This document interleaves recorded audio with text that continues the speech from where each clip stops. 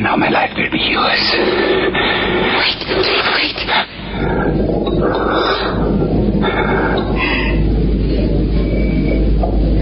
Keep your life a little longer. Don't leave me now.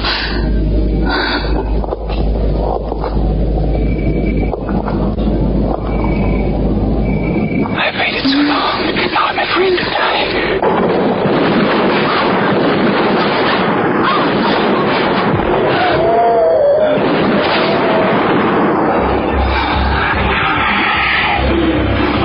Run for Christy.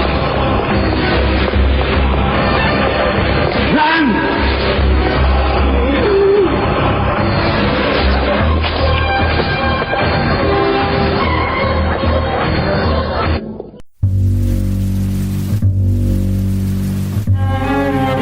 You are listening to They Must Be Destroyed on Sight. The following podcast contains adult language, adult situations, and spoilers for the movies discussed occur often. You've been warned. Now, take it away, Dr. Rausch. They must be destroyed on sight.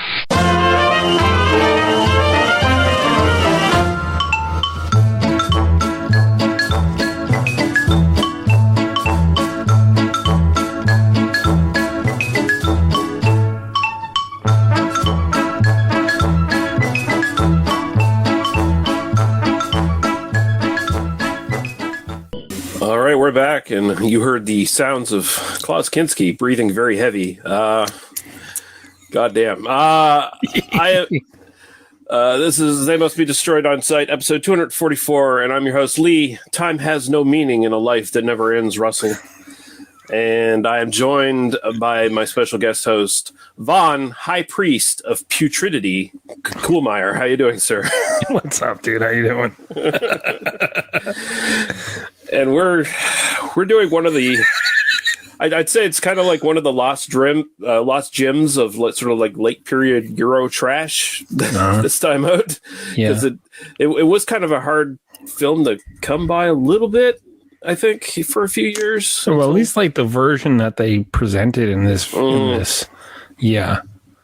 Yeah, but we're going to be looking at Vampire in Venice, also known as Nosferatu in Venice, which is the, well, it really isn't, but they say the unofficial sequel to Werner Herzog's remake of Nosferatu. The only real connection is that this has Klaus Kinski in it as well, and that's about it. Yeah. But we will get into the interesting mess that this fucking film. I think there's a lot of shit to actually talk about with this one, good and really, really bad. Glad to have you back on here, Vaughn. Yeah, thanks for having me. Yeah, and we should just jump right into what we've watched lately. So I will throw over to you first. So 10 minutes before I came on, like right before you sent the link out, I just officially rounded up my kind of like weeks of like I have like a projector and I have a screen that I invite my friends over and we watch movies in the backyard. Not the best night to do it around here because it's fucking freezing. But I showed everybody Six String Samurai. So if you've never seen it, it's a film from 1998. It's one of those films where it's like you have a writer, you have a director and an actor kind of just going, hey, we got the chance to make a film. Let's do everything we want and try to just throw it out there and make the film we want to make. So it's what's his name? It's Jeffrey Falcon, who's the main actor in that film. Who's kind of I guess he was a stunt guy in like early kind of like no name fucking Asian action films in the 90s, and then Lance Minghella, who kind of went on to make really nothing. I think the one other thing he's known for is that Crow, Wicked Prayer. Another one. God. Yeah. So, but this film was the film where they both kind of came together and kind of said, hey, let's make what we want to make. They wanted to make like some kind of samurai action, kind of post-apocalyptic kind of freak out. That's what you get. You get this kind of Buddy Holly looking dude who is roaming the wastelands. The world is kind of ravaged after a nuclear bomb hit from the Russians. And Elvis has taken throne as the king of the world. He's died, and so now they're looking for a new king, and and Jeffrey Falcon's character is roaming the wasteland trying to get to Vegas so he can take the rightful place. And just they kind of run into weird things. They run into gangs of bowlers, cannibalistic 50s families, death himself. Yeah. It's a great little film, right? And I was just like, I've been gung-ho since the Vinegar Syndrome put it out on Blu-ray because it was like a much-needed upgrade within my collection. And I've been like, I want to do one more. And I was like, yeah, maybe the first weekend in November will be like nice and kind of not as cold, which I've proven wrong because it's, like I said, like even though we tried, we had a fire going, the whole 9 yards, it's like the true like stay outs, the true like kind of we're like, we know we're going to have a fun time with Vaughn fucking showing us some weird movie. So I was like, I'm only showing one because first I know it's going to get cold and two, I have to do this. So it's like awesome. But I like I said, I really enjoy the hell out of that film. I saw it was kind of one of those staples, like at the death end of like Hollywood, of like the mom and pop stores, and when Blockbuster came in, and it was something we rented all the fucking time and showed everybody we knew. So it was just nice to continue that with like a whole bunch of new people, especially like now that I have like a girlfriend and all her friends are like, yeah, we'll come. And they all, a bunch of them came. So it's nice to show those people who aren't particularly fans of like, they watch like, the average fucking normal film shit. So it's nice to show them something weird. Did you show them Night Beast? No, I haven't. It's probably going to be something on the board. I did show a couple of my friends in early October Night Beast. Mm-hmm. Before I did that, I did it with Daniel Segura. Yep. I guess you have you been talking to him? He I don't know if you heard. He wants to get us together and talk about an episode. So just everybody who listens to this show, expect the two of us to fucking lambast that fucking Puerto Rican bastard at some point. He was really shit talking Night Beast on the episode too. I was like, how are you not enjoying this, Dave? He was talking Night Beast on that episode, and then the fucking Repossessed episode because he mentioned like, I just watched a bad film before this, and I had to text him and say, hey, dude, were you talking about mine? He's like, yeah, I just actually recorded our show and then went on and did their show, and I was like, shit, okay, fine, yeah, that was worse than Repossessed, really? Okay, sure. No, calm down, yeah, relax. But I showed them Night Beast a couple weeks ago. I did that with like was it Bad Taste, the Peter Jackson film? Oh yeah, yep. Yeah, so that was a nice kind of mixed like alien invasion films. And we just couldn't figure out like everybody was so busy, and I was like, all right, first weekend in November, book it. Let's just everybody come, whoever wants to come. We're going to show one movie. And I've been kind of holding it off people, and I don't tell anybody. I kind of keep it close to my vest. Mm-hmm. Even my girlfriend's like, "What are we showing? What are we watching?" I'm like, "You gotta wait." And now she actually listens to the podcast, and that's how she finds out when I'm fucking showing. Because she even said to me, she's like, "You're showing this, aren't you?" And I'm like, "Yeah." How'd you know that? She's like, "I listen to the show." I'm like, "Oh fuck." Mm-hmm. Like, I guess I'm not talking about the fucking ever again. I'm not talking about anything on screen ever again. That and what was it? I've watched The Life Aquatic. Mm-hmm.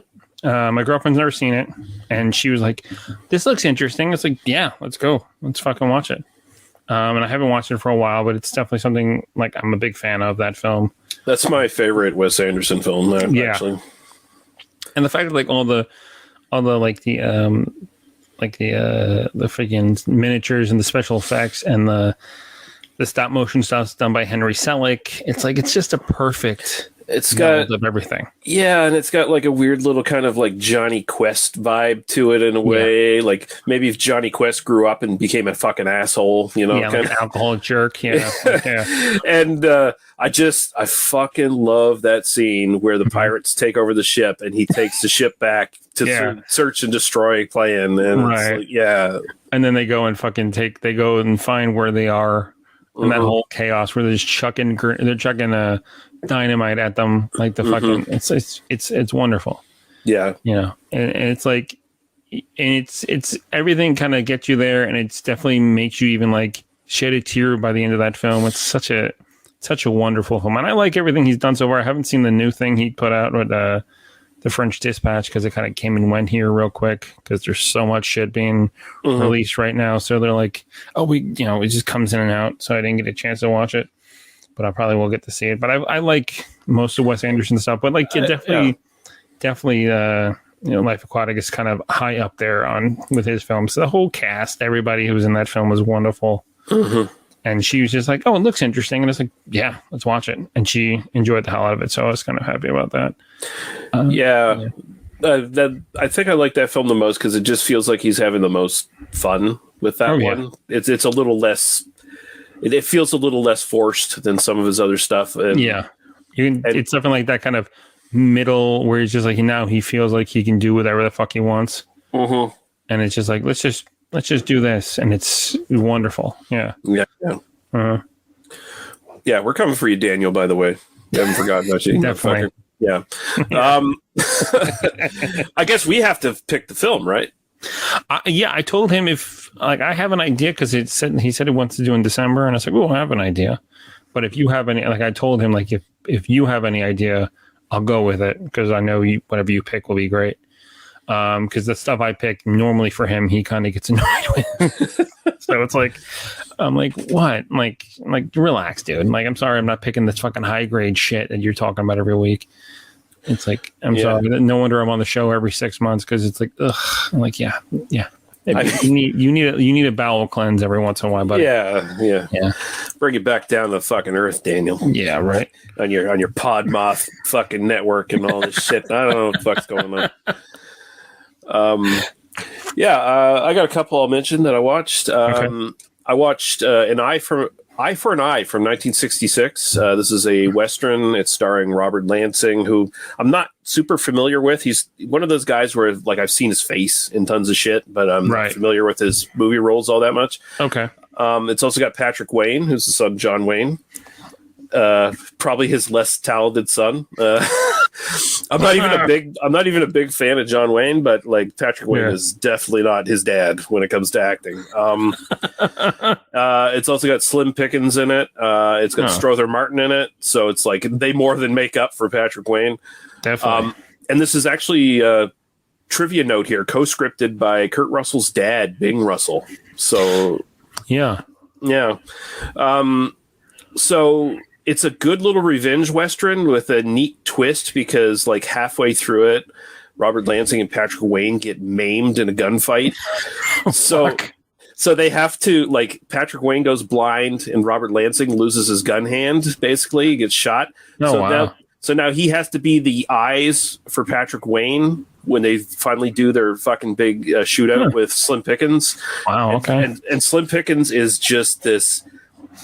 They pushed the boundaries of what they could do in 1966. He's an evil motherfucker. You never expect it from Slim Pickens. You kind of know. That's definitely a heel change because normally he's, from what I know, is that he's kind of just either the the sidekick or he's just the kind of comic bad guy. Yeah. From what he's way serious. He feels like a real guy. Just a three-dimensional character, basically. He's still got the Slim Pickens voice and everything, but he's dead serious in everything he says and does. He starts out the movie, he's getting revenge against Robert Lansing because he's a bounty hunter who's retired, and so he gets revenge by taking two of his underlings, attacking Robert Lansing's home while he's away, raping his wife, and then shooting her and their kid. You don't see that happen. It goes off screen, they're in the room together and he just shoots into the room and smiles while he's doing it. Then he sets the fucking house on fire. Holy shit. Yeah. I'm like, what the fuck? 1966. Okay. Slim Pickens is the big baddie and they're hunting him down. And Strother Martin is this Weasley. He's probably playing the most Strother Martin-y role that Strother Martin's ever played, where he's just the quintessential slimy piece of shit guy who's playing both sides and if you pay me enough money, I'll give you the information kind of thing. It's pretty good. It's good just because it's got some unique elements I've never seen in a Western before. So especially the system that Robert Lansing sets up to train Patrick Wayne to shoot where he tells him to shoot. It's like it's really kind of interesting. It sounds interesting. And I'm looking online, and he's the same guy who did the fastest guitar in live. Michael D. Moore, and he did a fucking Elvis film called Paradise Hawaiian Style, and it's the same year, like right 66. Mm-hmm. So he did that and fucking an Elvis film at the same year. It's like, okay, it's definitely something to check out then, because it's like, what the fuck? Yeah, Fastest Guitar is a fun film if you've never seen that one. I haven't seen that one. It's a fun little film. But that's like what the fuck, really? Mm-hmm. It's like that's a nice switch. Because that's always a nice thing to see. A guy like Slim Pickens kind of stretches his wings every once in a while when he actually gets to do something that's not what you're used to. Yeah. And the other one I watched that I'll also recommend here, The Spine of Night from 2021. This is a lot of people have been talking about this in the last couple of weeks. Mm-hmm. Yeah, so this is a sort of a throwback animated feature. It's rotoscoped, and I think they do the actual rotoscope process instead of like digitally doing it. As far as I know, so maybe. What is it, Bashki style? It's very Rankin and Bass, Ralph Bashki, like sort of school of animated features like Fire and Ice and like the Lord of the Rings, Hobbit films from the 70s.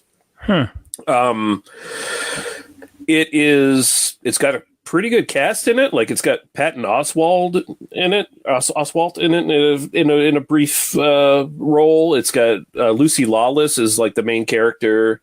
Lots of good voice talent in it. I think anyone who likes sort of like heavy metal, the movie, will kind of enjoy this. When I saw stuff for it, that's what automatically hit me was the original heavy metal film. I was like, holy shit. It's supposed to come out, like, I guess in probably a month or two. It's going to hit Shudder at some point, so I'm definitely waiting for it. But yeah, it's definitely looks something up my alley. Like it's got a very sci-fi sword and sorcery fantasy kind of connection. Very Robert E. Howard, Carl Edward Wagner kind of stuff. It's very bleak. It's very, very bleak. A lot of blood, a lot of full frontal nudity from both sexes. Lucy Lawless's character is topless in it for majority of the film. And it's basically different periods of time in this world, sort of told in anthology format. And there's like connections between characters and stuff to like do this overreaching story. I think the only flaws in this film really are that it takes way too much time to build its world, and it doesn't have enough running time to really fit a great story in there. Okay. So, like, if they had done this as a series, I think it would have been really good. Well, how long is it? It's like, I think it's an hour and a half or something like that. That's it? Yeah. Really? So it's a bunch of vignette stories, and the problem is you don't get enough time to really like connect with the characters all that much because it's too busy like continuing to build the world around the characters than it is focusing on the characters. And also, I am slightly disappointed by the rotoscoping animation because it sort of falls into that side of rotoscoping where the people drawing over the frames didn't do a great job with it necessarily. So it stands out from the awesome backgrounds. As like these characters that are kind of uncanny valley where it's like they don't have enough emotions and shit drawn on their face where sometimes you kind of disconnect from them, but it's a minor quibble. It's, Okay. It's definitely something I like when I saw it in trailer for it and I saw like it was Shudder and I was like, oh, when I automatically went to Shudder, no, it's not on there yet. It's like, fuck. So it's like, I'm definitely going to wait. But it's definitely something I'm on my alley from what I've read about it. And I'm like, and everybody so far has been very positive. Mine is still kind of like I've heard people bring up the whole kind of the fact that the rotoscoping isn't 100%. Like it's rotoscoping. So you have to kind of give and take, especially if it's the proper kind of where they're drawing it on the cells and whatnot. Yeah, I don't know if they use film because I feel like this is such a low budget production that they probably didn't buy film stock. So and they just drew over the digital. So, and that's kind of like Bassie's Wizards and whatnot is kind of like that kind of thing. But there's definitely a little more you can definitely tell in Basky, at least with Wizards, you can definitely tell that he kind of took the time with his animators to kind of draw in what he needed to be drawn, and then kind of kept stuff opened, like to be like, okay, you don't have to go deep into giving every fucking line for this character. Yeah. Like he kind of picked and chose, but it could also be kind of time constraint or just like an overall like aesthetic, but like I said, that's the thing, the interesting part about that whole art style, which is just does not done anymore. Yeah. That's what I appreciated most of it. And it's like, oh, this is, it's close to Fire and Ice, but it's not quite there. Like if it had just been one cohesive story instead of done as vignettes, I think I would have liked it a little bit better, but Right. Cool. Yeah. Okay. So we're going to take a quick break. We're going to play podcast promo, some music. We're going to come back and we're going to talk about Vampire in Venice. And I do think... We got this, man. We got this by the ass. You ungodly warlock. Motion Picture Massacre is dedicated to exploitation, cult, grindhouse, and horror films from the last 7,500 fucking years. I don't fucking know. It's everything. If you're interested in that, check out motionpicturemassacre.com, or if you're on iTunes, search Motion Picture Massacre and you'll find it. This has been your announcer, Cowardly Fuck Your Bags, signing off. Eat a dick.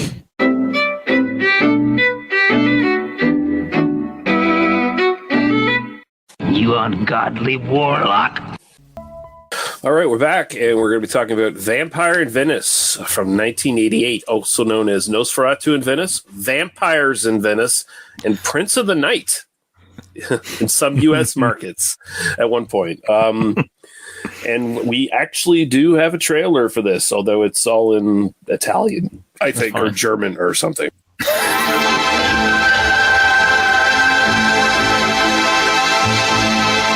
Nosferatu, Fürst der Hölle, gib dich uns zu erkennen! Vampire. Professor Catalano ist der führende Wissenschaftler auf diesem Gebiet. Was führt sie nach Venedig? Vampire sind überall.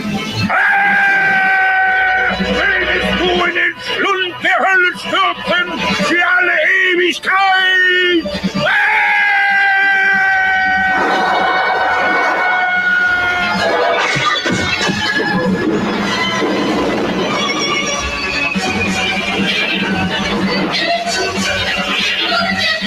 Gelehrter! Gelehrter!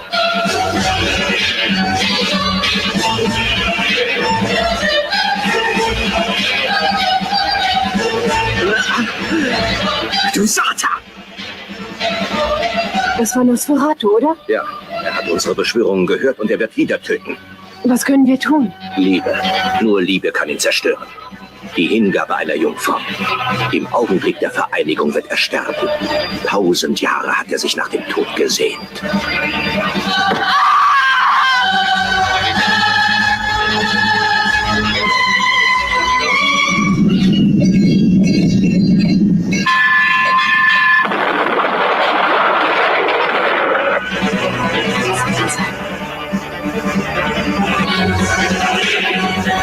Liebe zwingt das Böse in die Knie, die Hingabe einer Jungfrau.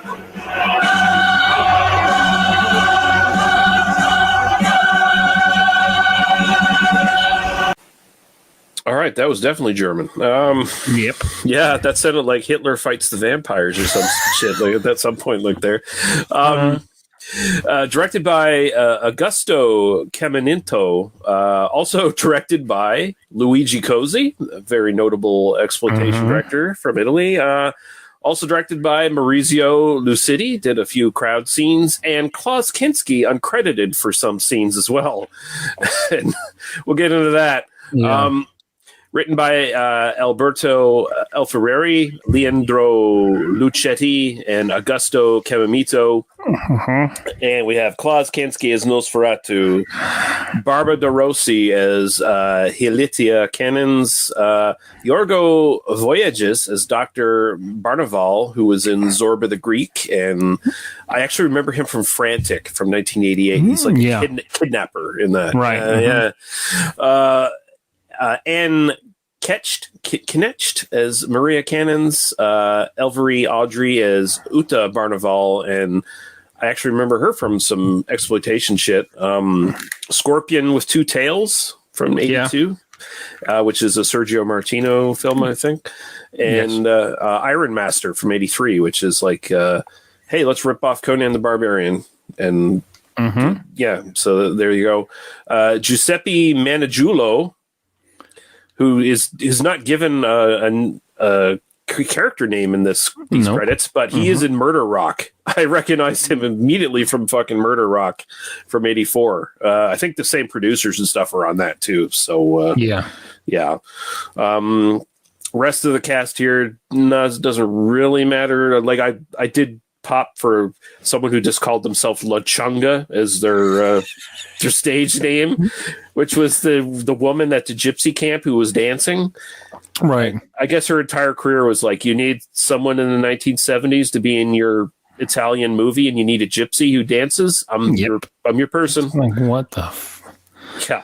And of course, and bottom build, unfortunately, which makes little sense other than maybe Kinski demanded it. Donald Pleasance as Don Avalese, and Christopher Plummer as Professor Paris Catalano. So with those things, you get and Donald Pleasance with and Christopher Plummer, which is like, okay. And the thing is, they're not in the same fucking scenes ever. So I did this film last year on my show, and the copy that I saw, like YouTube, I can't even find anymore. So I was kind of like really upset because I wanted to watch both cuts, like. And the copy I saw was just pretty much, it felt like two different movies, but we'll get into that later. Let's talk about this version of the film, which when I watched it last night, I mean, to be honest, I fell asleep.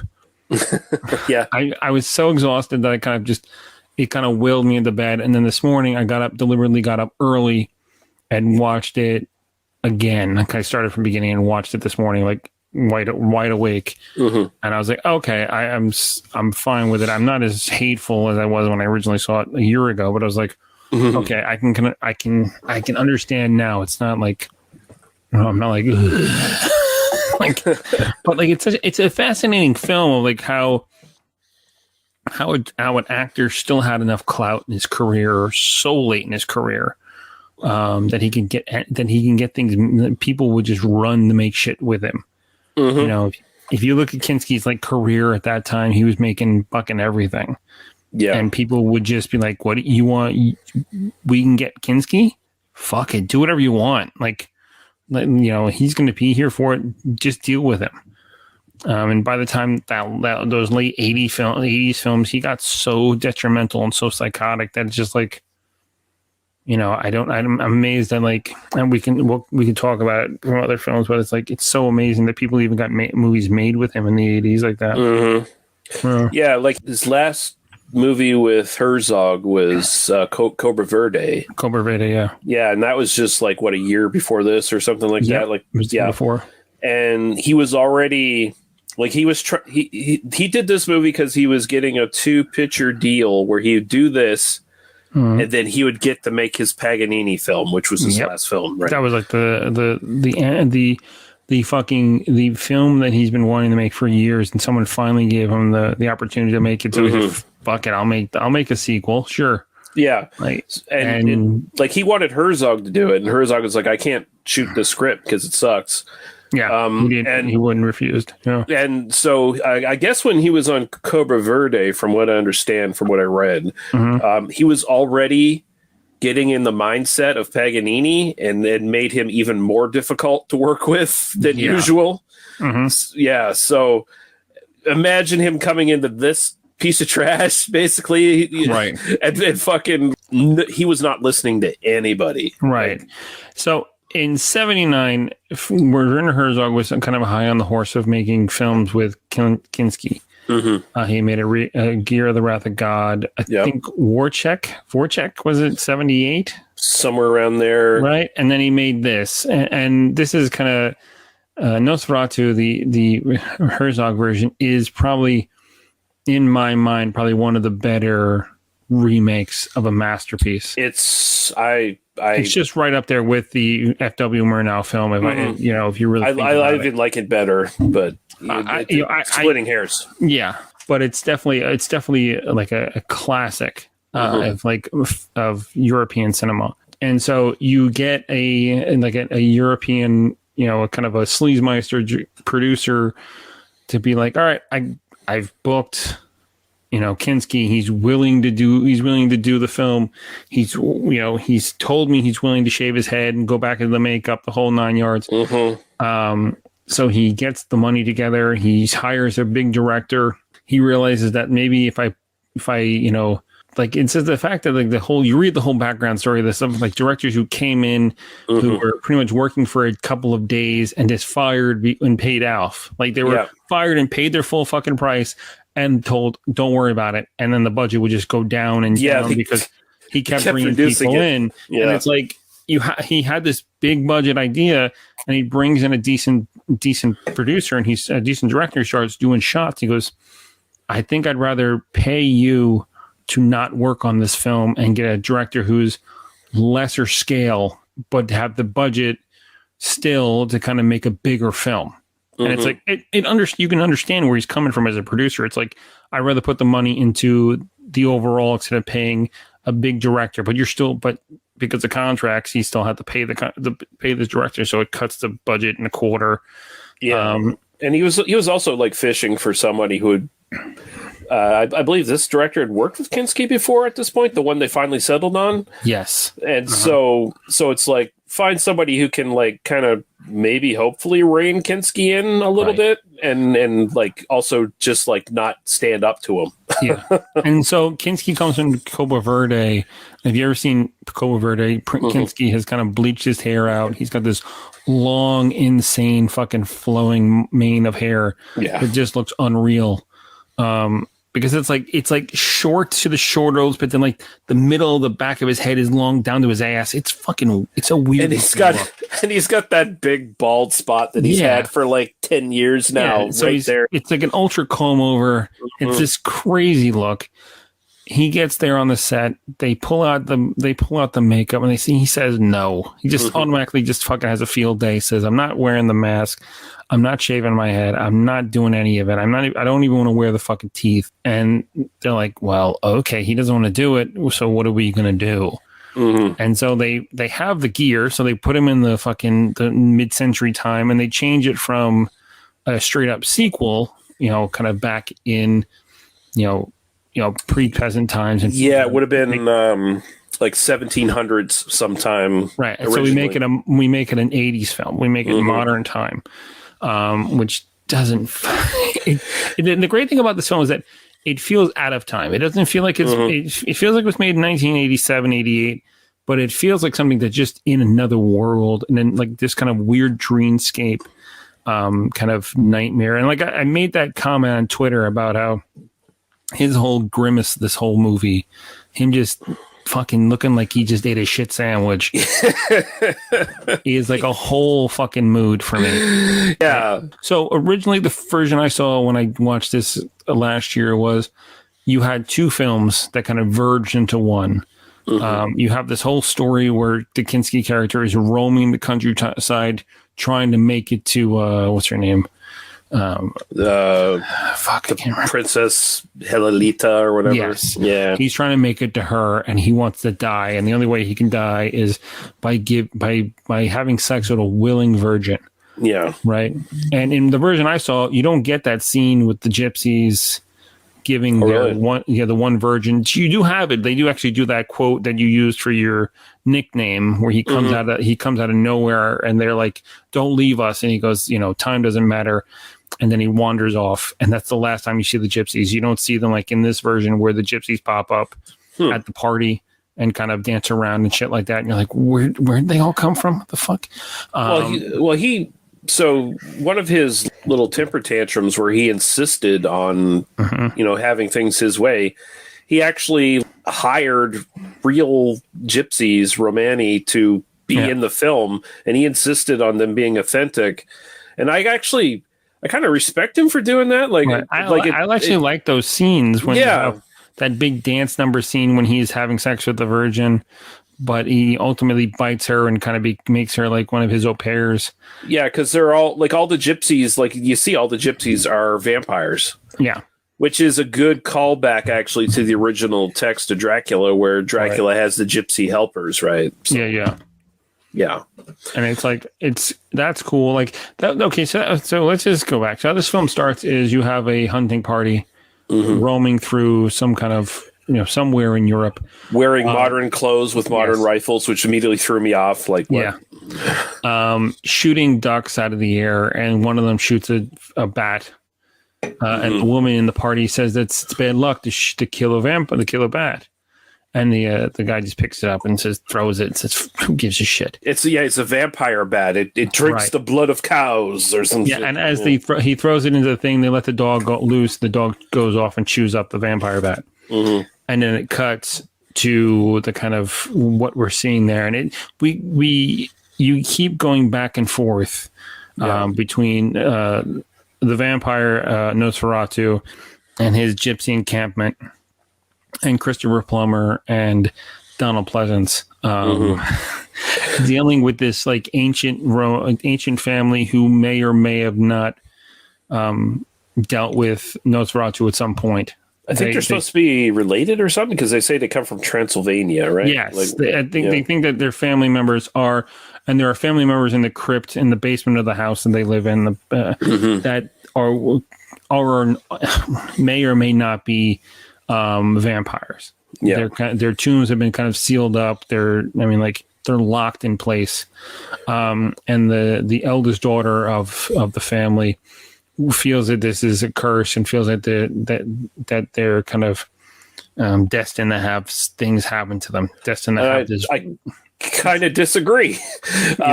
The whole impetus for the story is actually bullshit. Like, they call Christopher Plummer in to help them with their vampire problem, but they don't have a vampire problem, because the vampire, as far as they know, is locked up in the tomb underneath their house.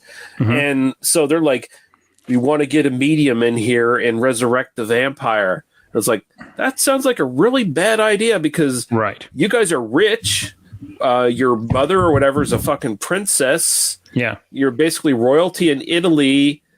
Why do you need to do this? Yeah, it doesn't make any sense. And then you have the younger daughter who willingly kind of, what's the word? She just pretty much, requests Nosferatu to show up to the house. She calls his boner, basically. She calls him. And this is what makes him roam the countryside to come. But like he's supposed to be somewhere out in Romania. Yeah. And within in film logic, he's there in a second. In the version I saw, it always felt like it was some kind of dream. Like with him, because when he would show up in the house, like he kills their grandmother, the mother of the family. She's like the princess, and then like it just feels like he just pops up out of nowhere and just kills people or and attacks the girls, and you're like, and then when you cut back to him, he's just roaming through like fields and streams, and he's just walking for fucking ever, and you're like, what is going on here? Well, I kind of see so that's part of where Kinski was taking the film crew out in the morning, and having them film him for like 10 hours, and just, I insist that we do this kind of thing. And I think I know the mentality behind that, because like if you watch Herzog's Nosferatu, there's these scenes where he's wandering the streets and stuff like that, where he's hearing things, and it's almost like he's feeling the night kind of thing. Like they're actually like really effective, powerful scenes in Nosferatu. Yeah. And I think he wanted to replicate that performance here. Yeah, but then there's like scenes where he's walking through an alleyway where dogs in cages, and he's in the sunlight, and he's kicking the cages. Yeah. It makes, like, where the fuck did this come from? Yeah. That came from his mania, I think, is what that came from. So he gets willed to this castle and this kind of villa, but like you have Christopher Plummer and Donald Pleasance, like, who don't even interact with him. Like, and in the other version I saw, the only time you see Plummer interact with Kinski is after he's killed the youngest daughter, and he's like walks out. He's walking into the house, and he kicks the door in, and Plummer's at the bottom of the stairs, just fucking shocked that he's walking in with this dead woman. And you're like, okay. And it's not even in this film because Plummer just disappears. Like he just goes home. He's like, well, I couldn't do anything, and then he's out. And you're like, oh, really? Oh, so I think you watched even a different version than I watched for the podcast. Because the one I watched was, so Christopher Plummer shows up and he seems to be the main character. Like, he's the vampire hunter. Like, he's really doing the Peter Cushing impression here, right? Yeah. Like, very much so. And then we get near the end of the movie where he's with the doctor character who was like the husband of the main girl who first gets bitten or whatever. And he goes after Nosferatu with a cross, and Nosferatu burns the cross in his hands and defeats him, and just leaves him laying, crying like a bubbling bitch on the fucking. Yeah, I don't remember that. The only time you see with the doctor is like at the end of the film when Kinski finally makes it to the young virgin, and she's like. And you have this bizarre fucking sex scene with him. And it cuts back and forth and you're like, what's going on? And they find the crypt where his is and where his wife's body's buried and the young gypsy girl. They open him up and they notice him sleeping, and as they stab him to death, he turns into another person. It turns into it's a fake out. Yeah, it's the intercut while this fucking weird sex scene's going on. And you're like, okay. Yeah, that's definitely in the version I saw. But like at the end of the confrontation between Christopher Plummer and Klaus Kinski, Plummer then goes back in defeat, packs up his bag. He's got his hands wrapped up because they're burnt. The cross burnt in his hands, and he's actually got a scene with Donald Pleasance in this version. Yeah.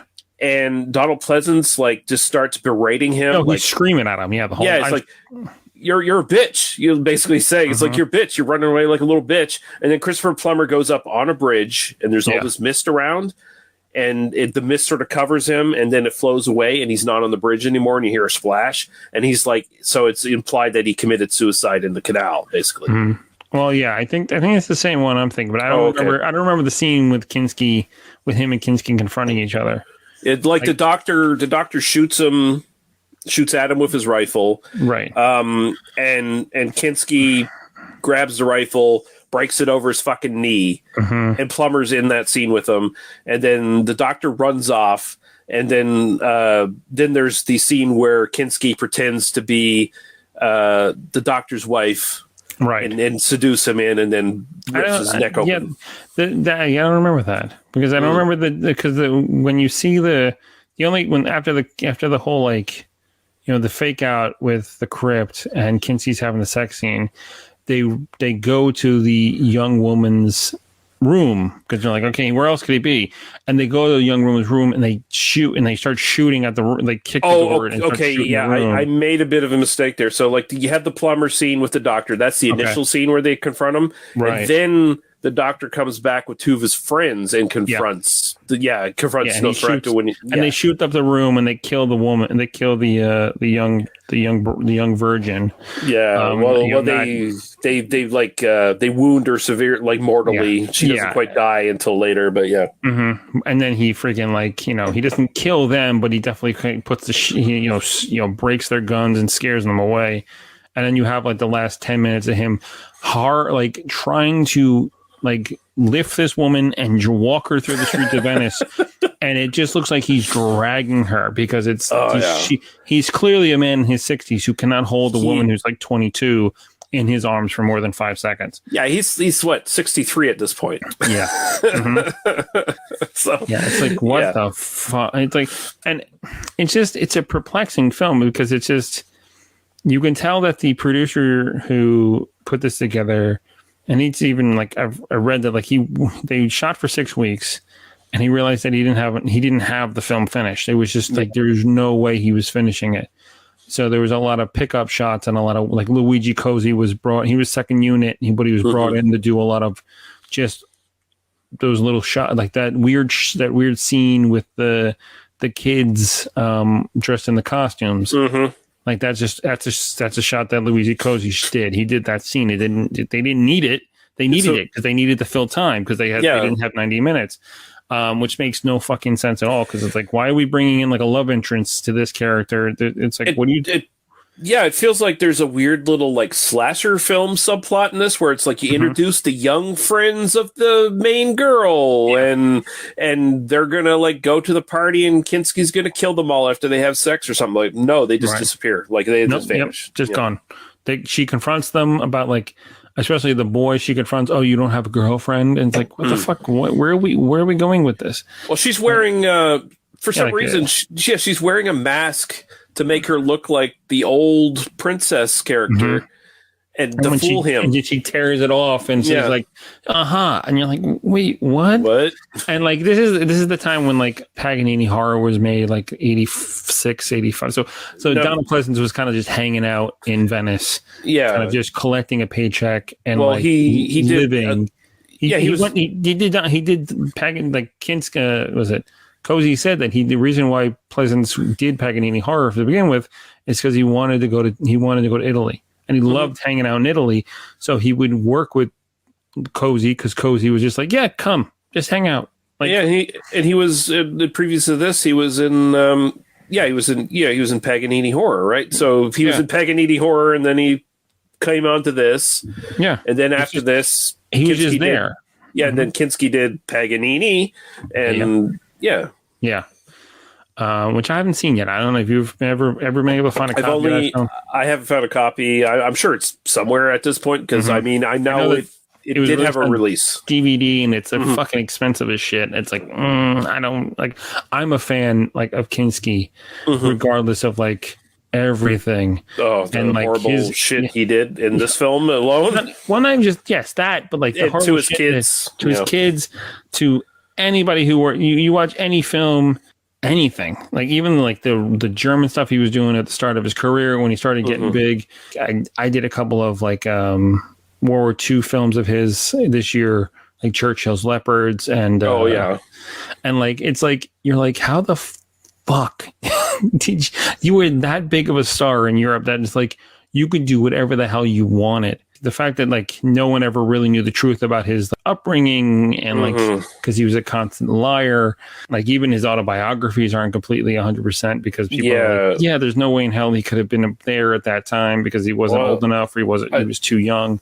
I think he was diagnosed as a psychopath and untreated. Bipolar, schizophrenic, something like that. And even like Herzog would do that. Was it the documentary like a couple years after his death? My best fiend. Yep. Where he would talk about the time, working with him throughout those films and how difficult it was. But, but Herzog was the same kind of crazy and he was able just to kind of counteract all this bullshit that Kinski would pull on him. Yeah. And Herzog was in like a boarding school with Kinski or something like that, like some sort of thing. Yeah. He was Kinski was older than him and like they lived in the same boarding house. Yeah. That's what it was. Yeah. The fact that like they would pull weapons on each other in the middle of filming, and it's like, okay, and like you can definitely tell, you can see it, and then you can see that like he would just pull the same bullshit on different producers and different actors and writers, and directors, and people would just kind of take it because this is the big guy, like this is our actor. It's something that would never happen today. It wouldn't even happen in like modern, like even in films made in the 80s in the States, because if you had an actor like that fucking pulling shit like that, they would be like, no, we're writing you off. Like, fucking, I don't care how much money we're making with you. That's the thing. He's flying way under the radar at this point in like his career, right? Like he's doing these productions at the end of the Italian horror boom, like where things are really going downhill. Yeah, where they're desperate for like any kind of, and they will take the whoever the hell they want. Which, and if Kinski's willing to, say, hey, I'll get dressed up in the gear and stuff like that. Fuck, like, and producers like, wait, he's gonna do the whole thing. He's gonna be that rat-faced monster he was 10 years prior. Yeah. Okay, we'll give you money. I'll give you $50,000. And then they should have expected him to be like, no. Yeah, like I'm not. Then he shows up and they're stuck. It's like, what are they gonna do? They got a limited budget. They got to fire Kinski now and find someone else? Probably not. Nope. Yeah. And even like the low budget shit he was doing, like Crawl Space and like Venom. Like, even though those are great films, you can definitely tell that he tortured directors all the time and like had no choice but to kind of just suck it up and take it. Like Venom. Yeah. He turned down Raiders of the Lost Ark for Venom. Yep, because he thought he thought the writing wasn't up to snuff. I mean, Venom I think is a great film for him because it's a great piece because it's him in what the fuck is his name? Another fucking crazy drunk fucking English fucking. I know too, and he's in Tommy. He's in fucking Glide. Oh yeah. Oliver Reed. Yeah, and it's just a great mix of the two of them. But then you have like a film like Crawl Space, which was I think 84, 85. Yeah, and that was done for like Full Moon or Empire. And the director of that film was so scarred from his experience with fucking Kinski that he even wrote and made a short film about wanting to kill him. Mr. Kinski, yeah. Yeah, and it's like how deep of an asshole are you that you turned a director who was, making films and kind of trying to do his dream, and you drove him that crazy that he spent a good portion of his career after that just going, I'm never going to do that again. Like, I don't ever want to work with somebody like that again, regardless.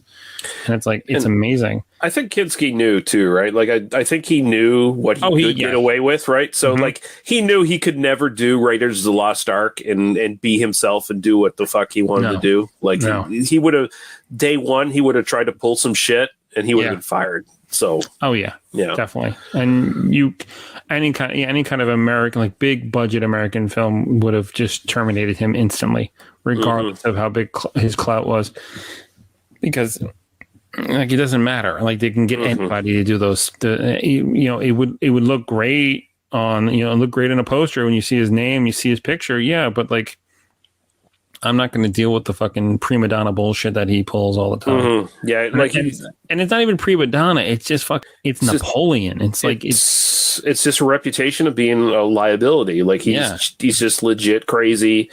Most people know it. He's never been probably officially diagnosed. He's never been treated.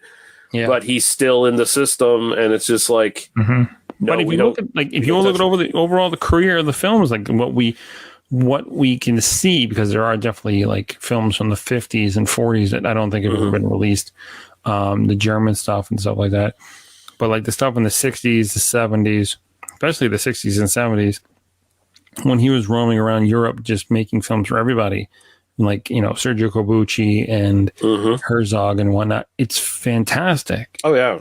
I mean, he's a powerhouse. You can't argue how fucking brilliant he is. Like it's one of those things where you got to separate the fucking artist from the art kind of thing, right? No, definitely. Because like this film, you watch on the film, he's molesting these like every woman he comes in contact with, other than the aged princess. Oh, he throws her. I love that scene though when he just manifests himself in the room and chucks her out the window, and you're like, and it's a combination of a dummy, and then when it lands on the spikes, the courtyard spikes, it's clearly an old woman kind of being hosted. Like I guess she's being held up there by some kind of PA on these spikes, to kind of show that they're in there, and you're like, what the and he's just standing over the window, and you're like, that's fucking just phenomenal. Like it's artsy shot too, right? Because so they use this gag twice. So you have a flashback where he made like 3 priests with the power of his wind machine eyeballs, basically blow them the fuck out the same window, and they go down into those same spikes, years earlier, right? And you get those. Even though it's late Italian period horror and shit, you still get like those big meaty Italian impalement sounds where it's like. And it's like fucking great. And then so he does it to the old lady, and then you have this like she's been wearing these gloves the whole time. Yeah, the one glove just and so he was holding onto her hand or whatever, so the glove comes off, and then you have this artsy shot of the glove flowing down to her, and then her blood like comes into the fucking glove, and I'm like, there's so many good things in this film. Had they managed to bring it together, it probably would have been actually a really classic Right. Euro horror. But Kinski just gets in the way of every fucking thing in this film. That and like the sex scenes, like I've said, like the sex scenes are just fucking like. Well, he's legit molesting these women on screen. Like he clearly, like the first one we get when he appears and she's laying in bed and they're like, he's talking about how like you willed me here, and he just rips her clothes off, and you're like, and he's just slowly like, you know, grabbing on her tits, and he puts his hand down near her, you know, and he starts to like, you're like, oh, fuck. It's like. It's not sexual at all. It's just kind of it's really gross. No, it's super assault. Like, it's rapey as fuck. Like, it really is. The sex scene at the end of the film is the most kind of like, because he's dry humping her. Yeah, he's on top of her, like, not like where she's like, you know, face to face with him. She's laying on her stomach, and he's just humping the shit out of her from the back end, and you're like, oh God! And they don't show the other sex scene that we don't really get, like with the gypsy girl. We get like we see him kind of like her getting naked and wanting to kind of be with him, and you know, willing to be with him, and he kind of transforms her. But like his whole thing in the film is that he wants to die. Yeah. That's his you know, his modus operandi in the film, and the only way he can die, I don't know if this is actually something from any of the writing or any kind of lore. No. It's just completely goofy. That he has to die from the hands of a willing virgin, you know, and it's just like, it has to be a woman who's a virgin of any kind of age, is willing to have. And it has to be an incredibly young virgin as well, apparently. Yes. And it's like, okay, and like even with the end of the film, like, spoilers, he doesn't die. Like, he's, like I said, he's carrying this woman through the streets of Venice, and you're like, okay, and that's how it ends. And you get this, you know, it cuts back to the hunting party, and then we have the woman repeat the line that, you know, killing a vampire bat is a bad omen. And then it cuts, you know, it freeze frames, and then it's like the music inspired by was it Vangelis? Vangelis is magic, and you're like, wait, this isn't even Vangelis. This is like this is Luigi Seccarelli, I guess. Right, I'm not totally familiar with, but I have heard some of his stuff. But like I've heard, like, it sounds like Vangelis the whole time, and I'm like, because he's ripping off. It's an ode to this one record from Vangelis, and you're like, ode, quote unquote ode. It legit. It's pretty much covers of that album. Yeah, it's like, what? Okay, it's like we ran out of money. Can you try to reproduce this without us getting in trouble? And we will give them a kind of like, hey, we tried. Hey, Vangelis, you're pretty cool. We're gonna put your name on our film. See, I suspect that's the reason I couldn't find any score for this film, because there's no way they could fucking release it without Vangelis suing the fuck out of them, basically. Right. Yeah. So I basically, the music you'll be hearing in this, it will be from the Mask album. It'll be Mask Sequence 3 or some shit like that. I went out, I'm like, when I was work today, I was listening to it. I was like, oh my God, it actually is like pretty spot on. Like it's got a little bits of changes, but it's like, it's definitely spot on.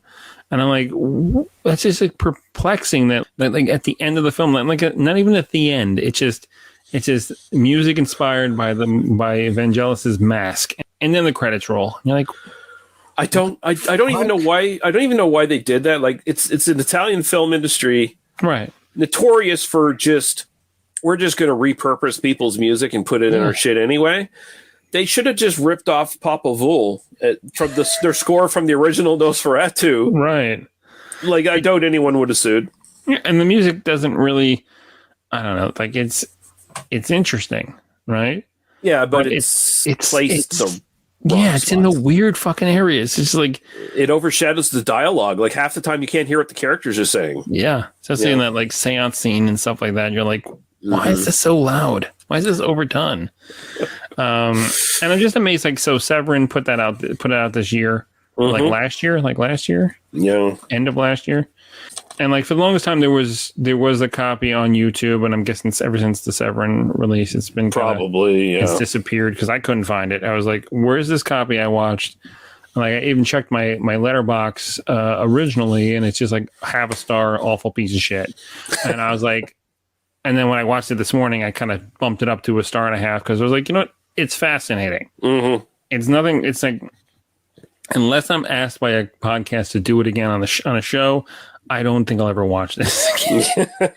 It's something that I would play like in the background.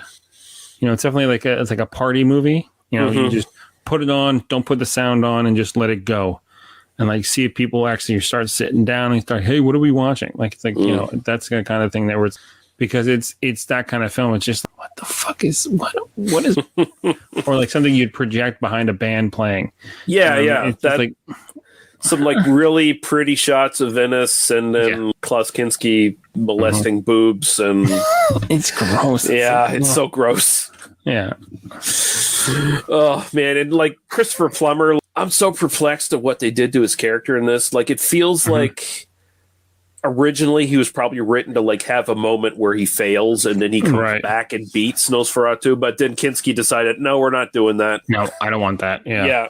Because like I love it. Like there's this disconnect between the time periods and shit. So like originally, before you realize Plummer's on like a motorized gondola, he comes in with like a cape on in 1986 or whatever when this is set. And it's like, why is he wearing that? Why does he look like Dracula? What the fuck is going on? It's so weird. It's so weird. Because he walks in, you're like, okay, like this is clearly 2 different time periods, but no, it's not. We're all in modern time. And like, and like you have that whole bitch out sequence with Donald Pleasance, like he just gives him the business, and you're like, and Pleasance's character is kind of nonchalant. It's just like no real reason to have him there. I understand like they need a priest, but like he is the definition of background character in this. Like because half the time he's like eating food and drinking wine behind people. Yeah, and every once in a while he says something slightly Catholic-y kind of, you know, like God would not approve of that, and then everyone ignores him. Yeah, it doesn't make it. It's like I said, it's clearly like a scene. It's clearly that. You know, Pleasance was there just kind of already on vacation from other things. And he's like, they're like, well, we have this role. Do you want to work on it? Yeah, sure. I'll come in. If I get back at home in time to do the next Halloween sequel, sure. Like, I don't want to really do anything, but like, you know, I can, like, how's the catering? Yeah. Yeah. Okay, fine. I'll come. And like, and the thing is, he gives it his all when he bitches him out. Like it's, you have that. That's where the performance lies with Pleasance. And when he yells at Plummer's character is when it really picks it up, because you're like, oh shit, there's fucking Donald Pleasance. Like there he is. It's like that's the guy we know. It's like he's fucking foaming at the mouth, screaming at him. He does his Loomis crazy voice. Pretty much. Like he's just like fucking he's foaming at the mouth, screaming at him. I shot Nosferatu 6 times. It's like no. And then he's gone. And then after he bitches him out, he disappears. And it's like, okay, like, you know, Mr. Pleasance is done. Thank you. And like the whole any of the people who were with him, like the 2 other priests that were with him, everybody gone. All of them are gone. And then it becomes this, you know, it becomes his Plummer's desperate search to kind of get it done with this doctor who is like clearly like a tertiary character. He's just brought in to kind of like when What's-Her-Face gets bitten and she's, you know, she's locked up in bed, which is kind of an old, you know, piece from, you know, Bram Stoker. It's like, we'll just pull this piece out, you know, when one of the women gets bitten and she's kind of midway through turning. So we'll bring a doctor in kind of for that. And it's like, okay, this character is really late in the film. And then that character becomes like our main protagonist, but he has like 6 lines, and they're not even about anything that's, you know, intel to what's going on. And then all of a sudden he becomes the guy because Plummer gets fucked up. And then it's like, all right, so I'm going to be with my buddies and we're going to find the cursed earth and the tomb is. And then you find out that little bit about he only sleeps every 24 days. He sleeps 24 hours every 24 days. You're like, okay, like how hard is it to find him if he's supposed to be in Venice? You have 24 days to find him. Like, it's not like it shouldn't be that hard. Especially if you have a huge search party, you should be able to find a place where it's like, okay, we see this old fucking dude walking back and forth with this gypsy chick. Yeah. hanging out in this area. Okay, not that hard. Find her. And then you have that like the scene, like the party scene where the gypsies pop up. They're kind of like, it's like, what the fuck? Like it's just, it's so obvious how many rewrites were done and like how much like the budget kept going down as they're trying to piece this together and shit. And it just feels like in the editing room they're just like, fuck, like we don't have any time left. Like we can't go back and shoot anything. Like, and then they did shoot it. Like I said, they shot that scene, and Cozy shot a couple of scenes of just random, just walking sequences of Venice with nobody. And it's like, we just gotta fill time. And like the biggest problem is they originally had the budget where they could do other takes. Like they could have a lot of coverage for this and then piece something together. But Kinski came in and refused to do retakes. Yep. Like he came in and refused to sit on his fucking queue too. So he'd come in and he'd be like, no, I don't want to shoot here. I want to shoot here. And that forced the production to like waste time resetting all the lights and everything. Right. And reframing everything. He even had them change the lighting in certain scenes to kind of reflect him more than anyone else in the room. Yeah. So like he just sabotaged this fucking, like it's actually kind of a weird miracle that there's even anything semi-coherent from this completed film. So it's like, fuck. Yeah. Ugh. I only give a recommendation because this is such an obscure, weird, just footnote in Euro horror. Yeah, it's like the death knell of Euro horror. Because by '88, it was even harder for like Argento was still making movies, but there were like the budgets were lower and lower every fucking year. Even though like before his death, Fulci was having harder and harder trouble making films. All those guys were having a harder trouble. You had guys like Michael Slavi coming in, and he was supposed to be the wunderkind, the guy who was going to help revolutionize, like bring back the whole Euro horror thing. And even with him kind of making these interesting films like Cemetery Man and Stage Fright and The Sect and stuff like that, didn't help. And he dropped off the face of the earth, like his kid died or something like that. Yeah, something happened with his family. He's back now making films, and nothing that people are going like, oh, we need to fucking release that in the States.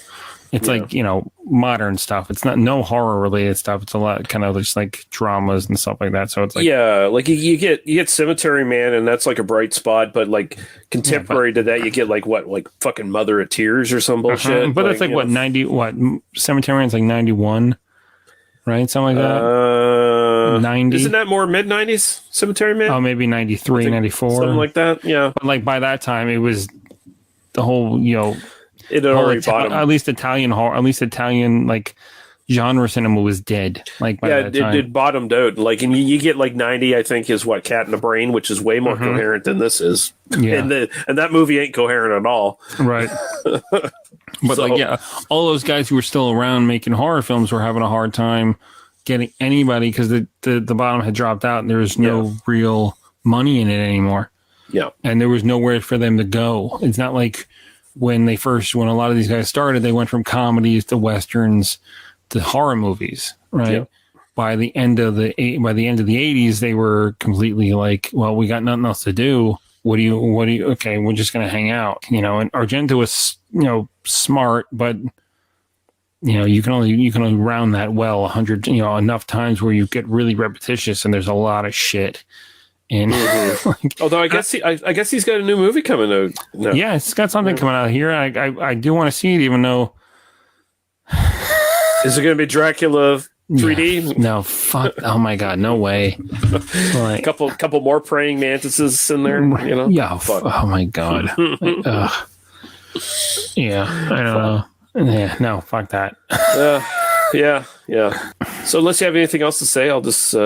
No, I think we got all our I think ducks in a row there. Yeah. Releases. So Severin just came out with like the Blu-ray and DVD, so that's kind of like the preferred thing to go for at this point. Right. And it's on Google Play, Microsoft Store, Vudu, and you can actually rent it on YouTube right now. So and it's also on Tubi. It's on Shudder. and it's on Shudder. If you're subscribed to Shudder, it's you can get it through there, and you can watch it with commercials on Tubi. Yeah. So kind of is like, oh, cool. And okay, well, I'm going to go over these little trivia points. They're actually super gross, and so trigger warning anyone out there. Amanda Sandrelli originally played the role of Maria Cannons, but Klaus Kinski forced the producers to fire her. They brought in Anne Kinch, her boyfriend visited, so she came along and he forced the producers to cast her, I guess. So she was kind of brought into the film just by accident, and she eventually performed a nude sex scene of Kinski for the film. Although I don't think she quite expected as much sex in the scene as Kinski did. In the two vampire attack scenes, Klaus Kinski sexually assaulted Elvery Audrey and Barbara DeRossi. According to Luigi Cozzi, the script called for Kinski to grab his victim and bite her on the neck. Instead, he charged at her like a wild animal, quote unquote, actually beat her up for real by ripping off her clothes and undergarments and started biting her on the vagina, reportedly. Audrey fled the set crying, and Kinski maniacally screamed bitch at her as she ran off. Afterward, Audrey understandably refused to do any more scenes with the crazed actor, which may explain why she disappears from the rest of the movie. And yeah, she's the first main woman in this, and she just kind of shows up at the end for a brief sequence. But Kinski also apparently manhandled DeRossi during the nocturnal love sequence and went beyond the call of duty. That's a weird way of fucking phrasing it. That's not good at all. By ripping off her nightgown, fondling her crotch, and then squeezing her breast very hard, which you actually see on film. Yeah, which just gross fucking weird as hell. It's just the things that came out afterwards about what he possibly did to his kids and stuff. Possibly his probably did. His first daughter. She wrote a whole book and said that he sexually assaulted her between the ages of 5 and 19. Yeah, this is not Natasha. I forget his first daughter's first name. Although I think Natasha Kinski kind of hinted that he did some stuff to me too. Yeah, but after 8 years after her father died, she wrote a book. This is the same year that when Herzog put out My Best Fiend. Because I guess they felt there was enough time between his death to actually kind of bring this all up. And she wrote in there as not a huge thing, but she definitely mentions it between the ages of 5 and 19, he assaulted her a handful of times sexually, and it's but I think he even wrote in his memoirs, which have never been, I don't know if they've ever been translated in the States. That he had forcibly attacked, he attacked one of his daughters in front of his wife at one time, in front of his wife and his son at one time. But no one ever could believe that, because in his autobiographies, it was a lot of people went through with a fine-tooth comb and kind of picked out the things that just wouldn't have fucking happened, and he couldn't have been there age-wise and stuff like that. So it was a huge fabrication, so no one really believed it until his daughter actually came out and said it. Yeah, so, and I think Natasha Kinski sort of said, he was a real fucking tyrant when I was still around him and shit. So I hate to bring the podcast down with this disgusting shit, but I mean it should be brought up. He's a fascinating actor, and the films that that's the thing. A lot of people nowadays have this whole thing where they have to kind of take the person out of the work that they've done. Yeah. With Kinski, you have to do that. You regardless of who he is. It's just because of all the stories. Because not this film, but all the films he's ever made. Because it's hard to kind of take the man out of the work, because he was such a tyrannical asshole. That you have to be dedicated to be all right, I'm going to watch this stuff even though I know he's a fucking complete piece of shit. It's not like Woody Allen where it's he did this one thing, but you can watch the 40 years of films he's made and go, I can kind of not overlook, you know what I mean? Like I can take the man out of the work he's done. It's like the thing with Woody Allen, it's not on screen like it is in this film particularly, where definitely. like Kinski is just on screen assaulting women. Like it's rank. Because it's just, even when you see those scenes, you're like, they just don't look good because it's like, it doesn't even look like Kinski's enjoying himself. Like, it's just so gross. Yes.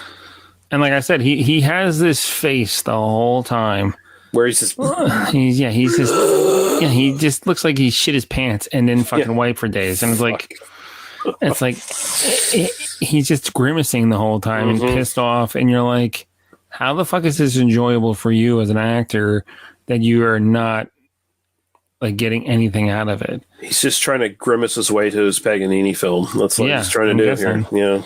Which is like, that's like, out of all the films I've ever read about him, it's like, I need to see that. And I just haven't been able to, I haven't either been able to wanted to plunk down the money for like a halfway decent DVD. Like, I'm just waiting for like a company to like find the way to get the rights and release it. Like, it's like, and I guess the director's cut of that, which is on the DVD that's out there, isn't restored. No, but it's like pretty pornographic. Like it's him doing more of this shit, basically. And then he would die like 4 years later, 91. Yeah.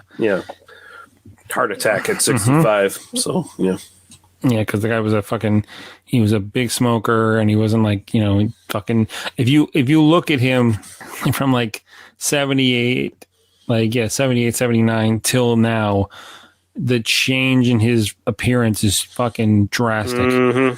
He turns into a fucking troll. Like, it's just, like a gargoyle. It's like, it's amazing how like just life just kicked him right in the tits. He looks like a halfway decent human being in the late 70s when he's working with Herzog, and then like something just like happened health wise, and it just went downhill fast. Anyway, we'll move along from talking about this horrible person. Vaughn, it was an absolute pleasure having you on again, sir. It always is. We'll have you on again sometime soon for something. Cool. But tell people where they can find you on the interwebs. Okay, so I run a podcast that's very similar to what Lee does, but it's not as smart. It's called Motion Picture Massacre. As I've kind of retooling constantly. It's a esoteric psychotronic cinema, so I kind of do everything, and I don't particularly hold a time period. A lot of people do that, where it's like, up until the 90s or something like that. But I kind of, if I watch something and I feel like it's worth talking about, I want to talk about it. It's that, like, how I put it to some people who are like, oh, like, especially like now that I have a girlfriend, and they're like, oh, you do a podcast, and I'm like, yeah, and I'm like, I'm that guy who you used to know in high school, who would tell you about every friggin' weird, crazy film, and give you like a copy of, like, burn you a copy of a DVD and give it to you and say, hey, you need to watch this. That's my show. It's just like whatever the hell I'm watching at the time, I'm like, if it's worthwhile talking about it, I'm going to talk about it. So if you want to find that, it's motionpicturemassacre.wordpress.com. Any kind of social, the best way to do it, Letterboxd, Instagram, and Twitter is MP Massacre. Yeah, and it is a great podcast that you should be listening to. I don't know what we're doing next. I kind of got an inkling that maybe I'm going to try to do the Wolfman next. And I'm in talks to do some other stuff with Brady from Solid 6 sometime in the near future. But until then, you will find out if you go to tmbdos.podbean.com, where you can find all of our links. You can go to our Facebook group. That's the best way to find out what's coming up. And until then, thank you for listening. Thank you, Vaughn, for joining me. And thank you. We will be fucking back when we're fucking back. Bye-bye. Bye.